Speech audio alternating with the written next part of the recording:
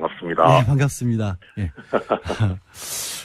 저게 법원이 사실은 저도 이게 영장 청구가 기각될 줄 예상을 못했어요. 그러니까 네네. 정유라 씨 본인은 공항에서부터 다 몰랐고 또 모두 네. 다 어머니 최순실 씨가 있다 이런 식으로 아마 영장 실질 심사에서도 얘기를 했을 것 같은데 그런 전략이 통했다고 봐야 할까요? 뭐 어떻게 보면 그 전략이 성공했다고 볼 수는 있죠. 그런데 또 한편으로 보면 영장 청구된 범죄 사실 자체가 사실은 우리가 일반적으로 생각하는 그런 내용들에는 훨씬 못 미치는 거였잖아요. 예, 업무 방해하고 그다음에 위계에 의한 공무집행 방해 부분이었는데 네. 사실 우리가 분개했던 거는 이제 뭐 삼성으로부터 지원받아서 승마 지원 뭐 이게 뇌물 관련 있지 않느냐. 그렇습니다. 이런 예, 그게 상당히 큰 부분이었는데 그 부분이 빠졌었거든요. 예. 그래서 이 두 가지 문제를 보면은 결국은 위계에 의한 공무집행 방해나 업무 방해 부분은 이 학사 관련 문제여서 뭐 시쳇말로 표현하면은 어머니 최순실 씨의 이 치맛바람이 너무 강해서 그렇죠, 사실. 예, 그래서 이 뭐 자녀에 불과한 이 정유라 씨 입장에서는 몰랐을 수도 있다. 내지는 알았더라도 뭐 어머니가 주도적으로 다 한 거지 자기는 뭐 이렇게 관여할 부분이 여지가 그렇게 크지가 않았다라고 하는 게 전략적으로도 맞지만 그게 사실에 오히려 또 맞지도 않을까라는 생각이 좀 들긴 했어요. 예, 그러니까 국민들이 전체 이번 국정농단을 바라보면서는 삼성으로부터 특혜도 받고 어마어마한 해외 재산을 해외로 빼돌리고 이런 과정에 정유라 씨가 관여를 하지 않았을까라는 그런 생각을 하는데 막상 영장에 들어간 것은 이화여대 들어갈 때 특혜 받고 학점 관리해주고 또 고등학교 때도 이제 뭐 허위 서류 같은 것을 냈다 이런 정도만 영장을 청구를 하다 보니까 법원에서 이제 담당하는 판사가 보기에는 이것만 가지고 영장을 내주기에는 좀 약하다 이런 판단을 했을 거라는 그런 분석이신 거죠? 예, 그렇습니다. 네. 근데 그렇게 보면은 말씀하십시오. 예, 그렇게 보면은 사실 우리 입장에서는 뭐 이게 어떻게 법원에서 이런 결정을 내릴 수 있나라는 부분이 있고 또 실망스럽고 게다가 이 지금 국정농단 사건의 재수사가 시작을 하겠다. 새 정부가 들어서고 처음 청구된 구속영장인데 이게 지금 기각이 돼서 모양새가 좀 이상해지긴 했죠. 예, 윤석열 지검장이 또 지검장까지 맡았는데 그런 그렇습니다. 근데 이게 구체적으로 영장 기각 사유를 판사가 적은 걸 보면 범죄 가담 경위라든가 정보 또 기본적 증거 자료들이 이미 수집됐다. 그러니까 현 시점에서는 구속의 사유와 필요성, 상당성을 인정하기 어렵다. 이렇게 돼 있거든요. 그러니까 이게 혹시 그러니까 기본적 증거 자료들이 수집됐다. 그러니까 이미 상당 부분 증거가 다 나왔으니까 굳이 구속까지 시켜서 더 수사할 게 뭐 있느냐. 이런 어떤 얘기처럼 들리기도 하거든요. 뭐 장 변호사님께서 저보다 변호사 경력은 훨씬 더 오래시고 선배시고 그러니까 잘 아실 거는 같은데 저는 이 기본적 증거 자료가 수집됐다는 이런 표현을 처음 봤거든요. 그렇죠. 드물긴 합니다. 사실. 그 기본적 증거 자료가 수집이 됐다면 그러면 더 나가서 뭐 구체적이고 명확한 증거 자료라는 게 따로 있는 거냐. 그 부분은 어떻게 할 건가. 저는 그 보도를 보고 처음 그런 생각이 먼저 들더라고요. 이런 표현이 어디서 나온 건가라는 생각이 들고 그 다음에 증거의 가치에 있어서는 그러면은 영장전담 판사가 봤을 때 기본적 증거 자료가 수집됐으니까 증거인멸의 우려가 없다. 이거는 그야말로 수사에 개입을 하자는 것이고 그 판단을 왜 영장전담 판사가 하는 것인지 이게 잘 전혀 이해가 안 가더라고요. 너무나 안이한 판단이 아닌가. 그리고 두 가지 측면에서 좀 볼 수 있겠던데요. 하나는 범죄 사실에 대한 소명이 부족하다. 그러니까 뭐 우리 쉽게 표현하면은 이 영장에 기재된 범죄 사실에 죄를 저지른 걸로 보이진 않는다. 이런 취지는 아닌 것 같아요. 그러니까 결국은 남은 거는 이제 도주 우려가 있느냐, 그다음 증거인멸의 우려가 있느냐, 이 두 가지인데 도주 우려 관련해서 보면은 일단 정유라 씨 같은 경우에는 당초에 독일에서 거주하는 것으로 다들 알고 있었잖아요. 그렇습니다. 그러다 대만까지 갔죠, 또. 그렇죠. 이건 도주죠. 그냥. 도주죠. 이 도주를 이미 했죠. 도주죠. 예. 했죠. 그럼에도 불구하고 안 나온 걸 보면은 아마도 가장 컸던 요인은 그 덴마크에서 범죄인 인도 협정에 따른 결정이 났을 때, 예. 2심 결정이 났을 때 항소를 취하를 했잖아요. 이제 입장이 바뀌었다라고 봤을까요? 그러면 이제 자발적으로 들어온 거예요? 그래서 국내로 들어오는 것을 보고 도주 우려가 없다고 본 것 아닌가 싶은데 이것은 그야말로 정유라 씨 쪽에 전략이 먹혀 들었던 것 아닌가 싶은 생각이 들고요. 예. 또 하나 증거인멸 부분 관련해서는 아마 구속영장에 청구된 범죄 사실에 따른 증거는 인멸될 우려가 없다고 보는 게 맞을 수도 있을 텐데. 공범들 재판이 거의 다 끝났으니까요. 사실 그거 그렇죠. 공무방해는. 학사 비리 관련해서는 지금 또 선고가 나고 있고 하니까요. 그런데 지금 정유라 씨 관련해서 문제되는 범죄 사실은 이게 다가 아니잖아요. 더 큰 것들이 기다리고 있는 상황이니까. 그렇죠. 그럼 그 부분에 관해서 수사를 해야 될 텐데 그 부분에 관해서 눈을 감은 것이 아닌가. 그러니까 증거인멸의 우려가 상당히 큰데도 불구하고 그냥 너무 편협하게 결정한 것 아닌가 싶고요. 오히려 그렇게 보면은 정 씨는 도주할 우려는 앞으로 없지 않겠는가. 오히려 지금 불구속 상태에서 밖에 있으니까 공범들이 지금 특히 어머니 최순실 씨가 들어가 있는 입장에서는 그 지시에 따라서 향후 문제가 될 수 있는 증거를 인멸하는데 가장 큰 수족이 생겨버린 거죠. 오히려 밖에서. 근데 지금 말씀하신 게 이제 청취하시는 분들을 위해서 좀 설명을 조금 더 드릴 필요가 있으실 것 같은 게 어쨌든 국정농단 전체에 관해서는 사건은 많이 알고 있긴 하지만 판사가 영장에 적시된 혐의 자체는 학사비리뿐인데 다른 사건에 대한 증거를 인멸시킬 우려가 있다고 해서 영장을 발부해 줄 수는 또 판사 입장에서는 못하는 거 아닌가요? 그렇게는? 그렇죠. 그렇게 되니까 그래서 검찰에서 영장을 청구를 할 때 그 부분만 들어간 것이 이것 정도, 그러니까 검찰에서 바라보는 가치관하고 사건을 보는 시각하고 법원에서 보는 시각하고 상당히 좀 차이가 있긴 있구나라는 생각이 들더라고요. 그러니까 검찰 입장에서는 워낙 큰 그림을 보고 있으니까 이 정도면은 나올 수도 있겠다. 또 내지는 뭐 가능하지 않겠는가라고 판단을 했었던 것 같은데 그 차이가 있었던 것 같고 또 한편으로 검찰 입장에서 보면은 이런 측면이 있을 것 같아요. 그러니까 사실 우리들 입장에서도 보면은 정 씨가 그 범죄인 인도 결정에 대해서 항소를 취하를 하겠다라는 것을 전혀 예상하지 못했었거든요. 그렇죠. 어떻게 보면 자발적으로 들어왔다라는 걸 강조를 하는 거죠, 계속해서. 그렇죠. 검찰에서 아마 그러지 않았을까 싶은 생각이 들고요. 그러면은 뭐 사실 우리 수사할 때 보면 보통은 피의자를 먼저 조사하는 게 아니고 참고인을 조사하든가 뭐 여러 가지 물적 증거를 수집한 다음에 최종적으로 피의자를 압박해서 자백을 받는 그런 방식의 수사를 많이 채택을 하잖아요.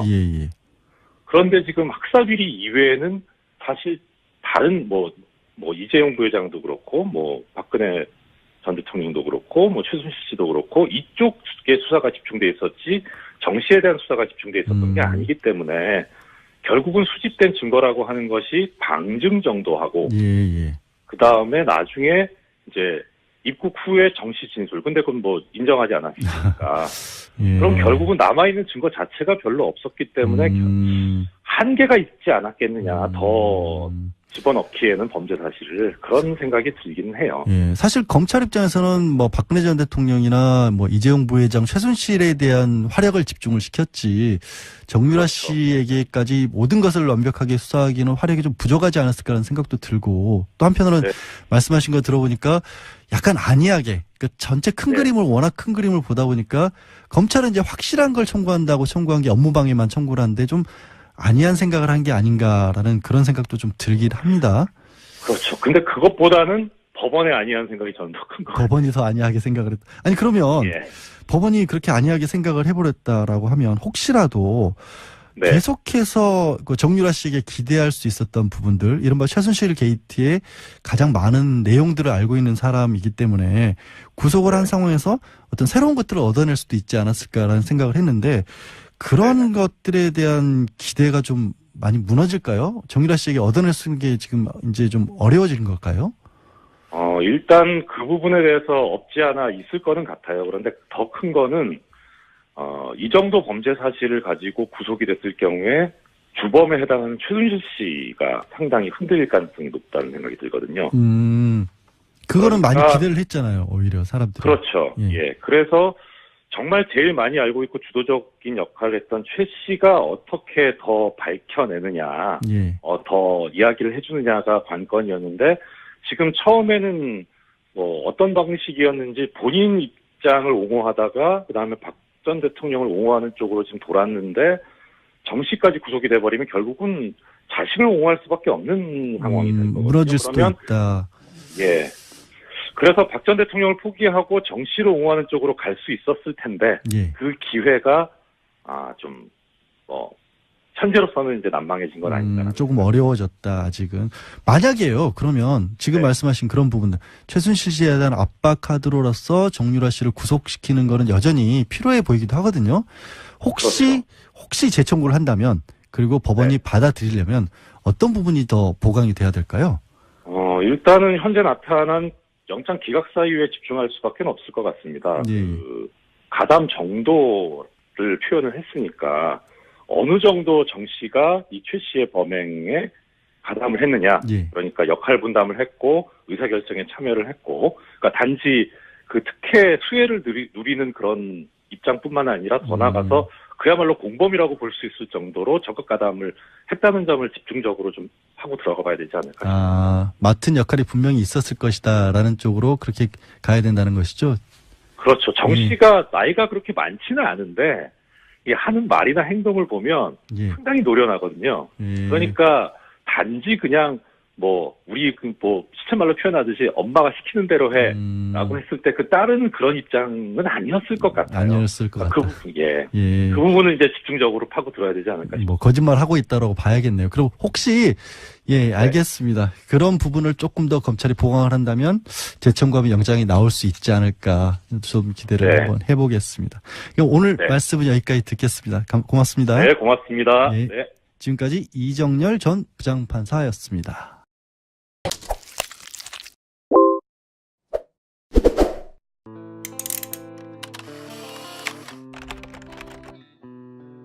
네, 반갑습니다. 네, 반갑습니다. 예.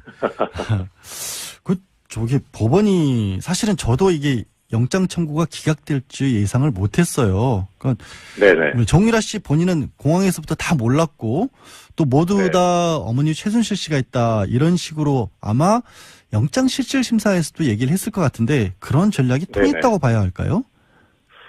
어떻게 보면 그 전략이 성공했다고 볼 수는 있죠. 그런데 또 한편으로 보면 영장 청구된 범죄 사실 자체가 사실은 우리가 일반적으로 생각하는 그런 내용들에는 훨씬 못 미치는 거였잖아요. 예, 업무방해하고 그다음에 위계에 의한 공무집행방해 부분이었는데 사실 우리가 분개했던 거는 이제 삼성으로부터 지원 이런 표현을 처음 봤거든요. 그렇죠. 드물긴 합니다. 사실. 예. 그 기본적 증거 자료가 수집이 됐다면 그러면 더 나가서 구체적이고 명확한 증거 자료라는 게 따로 있는 거냐. 그 부분은 어떻게 할 건가. 저는 그 보도를 보고 처음 그런 생각이 먼저 들더라고요. 이런 표현이 어디서 나온 건가라는 생각이 들고, 그 다음에 증거의 가치에 있어서는 그러면은 영장전담 판사가 봤을 때 기본적 증거 자료가 수집됐으니까 증거인멸의 우려가 없다. 이거는 그야말로 수사에 개입을 하자는 것이고, 그리고 그 판단을 왜 판사가 하는 것인지 이게 전혀 이해가 안 가더라고요. 너무나 안이한 판단이 아닌가. 그리고 두 가지 측면에서 좀 볼 수 있겠던데요. 하나는 범죄 사실에 대한 소명이 부족하다서 승마 지원 이게 뇌물 관련이 있지 않느냐. 그렇습니다. 이런 그게 상당히 큰 부분이었는데 그 부분이 빠졌었거든요. 그래서 이 두 가지 문제를 보면은 결국은 위계에 의한 공무집행방해나 업무방해 부분은 이 학사 관련 문제여서 시쳇말로 표현하면은 어머니 최순실 씨의 이 치맛바람이 너무 강해서 그렇죠, 사실. 그래서 자녀에 불과한 이 정유라 씨 입장에서는 몰랐을 수도 있다. 내지는 알았더라도 어머니가 주도적으로 다 한 거지 자기는 이렇게 관여할 부분이 여지가 그렇게 크지가 않았다라고 하는 게 전략적으로도 맞지만 그게 사실에 오히려 또 맞지도 않을까라는 생각이 좀 들긴 해요. 나왔어요. 예, 그러니까 국민들이 전체 이번 구속영장인데 이게 지금 기각이 돼서 모양새가 좀 이상해지긴 했죠. 예, 윤석열 지검장이 또 지검장까지 맡았는데 그런 예, 생각이 그렇습니다. 예.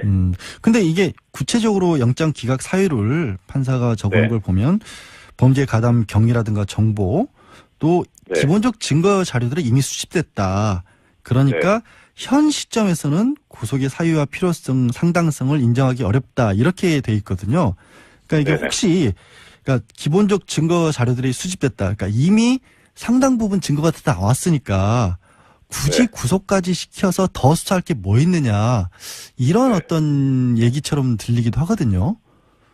뭐 양 변호사님께서 저보다 변호사 경력은 훨씬 더 오래시고 아니, 선배시고 예. 아닙니다. 그러니까 예. 잘 아실 거는 같은데 예. 저는 이 기본적 증거 자료가 수집됐다는 국정농단을 바라보면서는 삼성으로부터 특혜도 받고 어마어마한 해외 재산을 해외로 빼돌리고 이런 과정에 정유라 씨가 관여를 하지 않았을까라는 그런 생각을 하는데 막상 영장에 들어간 것은 이화여대 들어갈 때 특혜받고 학점 관리해주고 또 고등학교 때도 이제 뭐 허위 서류 같은 것을 냈다 이런 정도만 영장을 청구를 하다 보니까 법원에서 이제 담당하는 판사가 보기에는 이것만 가지고 영장을 내주기에는 좀 약하다 이런 판단을 했을 거라는 그런 분석이신 거죠. 예, 그렇습니다. 예, 네. 예. 근데 그렇게 보면은 예, 말씀하십시오. 예, 그렇게 보면은 사실 우리 입장에서는 뭐 이게 어떻게 법원에서 이런 결정을 내릴 수 있나라는 부분이 있고 예, 또 실망스럽고 게다가 이 지금 국정농단 사건의 재수사가 시작을 하겠다. 예. 새 정부가 들어서고 처음 청구된